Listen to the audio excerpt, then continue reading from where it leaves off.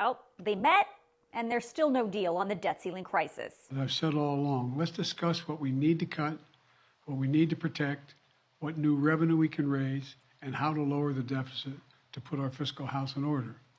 But in the meantime, we need to take the threat of default off the table. The president, the House Speaker, the House Minority Leader, the Senate Majority Leader, and the Senate Minority Leader all met in the Oval Office this afternoon to try and hash out a deal to avoid a catastrophic debt default for the first time in U.S. history that could come as soon as June 1st. We already know the Democrats in the House and the Senate took debt default off the table in these negotiations, and today, so did Senate Republicans. The United States is not going to default. It never has, and it never will. That only leaves one lawmaker in that meeting who has not taken default off the table. Speaker Kevin McCarthy says he's already done his part. So your question is, it will not default? I've done everything in my power to make sure it will not default. We have passed a bill that raised the debt limit. Now, I haven't seen that in the Senate, so I don't know. But everyone, including Speaker McCarthy, knows that bill will not pass the Senate. What's really troubling about the Speaker's position is it's a partisan bill, and he says take it or leave it, or we could default.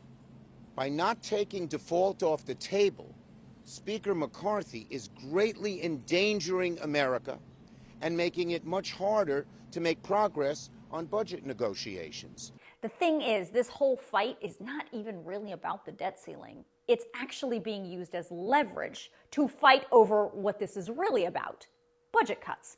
Speaker McCarthy and House Republicans have passed that bill that, yes, raises the debt ceiling, but only if they get the budget cuts they want. The Senate Democrats and the president have all said, yeah, okay, let's talk about budget cuts. But the debt ceiling cannot be held hostage in the process. So here's the good news in all of this. All four congressional leaders agreed to begin work as soon as tonight on the budget process and assess how to cut spending.